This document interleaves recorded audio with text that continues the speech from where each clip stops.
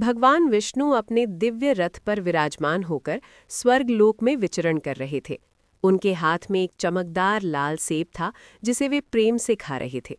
तभी अचानक रथ के हिलने से वो सेब उनके हाथ से छूट गया और धरती पर एक किसान के खेत में जा गिरा।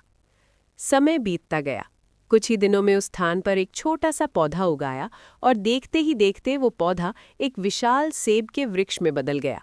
एक दिन वो गरीब किसान अपने खेत में आया। उसने हैरानी से उस अनजाने पेड़ को देखा और बोला, ये सेब का पेड़ यहाँ अचानक कैसे उग गया? किसान का मन दया से भर गया।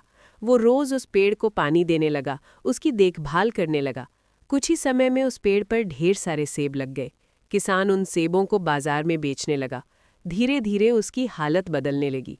झोपड़ी पक्के घर में बदल गई, फटे कपड़े अच्छे वस्त्र बन गए और उसकी सारी गरीबी दूर हो गई। एक दिन अचानक तेज प्रकाश हुआ। भगवान विष्णु स्वयं उस किसान के सामने प्रकट हुए। भगवान विष्णु मुस्कुराकर बोले, बेटा, मैंने तुम्हारे लिए इतना सब कुछ किया, लेकिन तुमने मुझे अब तक लाइक और सब्सक्राइब नहीं किया। ये सुनते ही किसान की आंखों से आंसू बहने लगे। वो तुरंत हाथ जोड़कर घुटनों के बल बैठ गया और रोते हुए बोला, प्रभु, मुझसे अज्ञान में भूल हो गई। मैं ये सब आपकी कृपा से मिला, ये समझ ही नहीं पाया। अब मेरा जीवन, मेरा मन, सब कुछ आपको समर्पित है। भगवान विष्णु ने किसान के सिर पर हाथ रखा और बोले, जो कृतज्ञ होता है वही सच्चा भक्त होता है।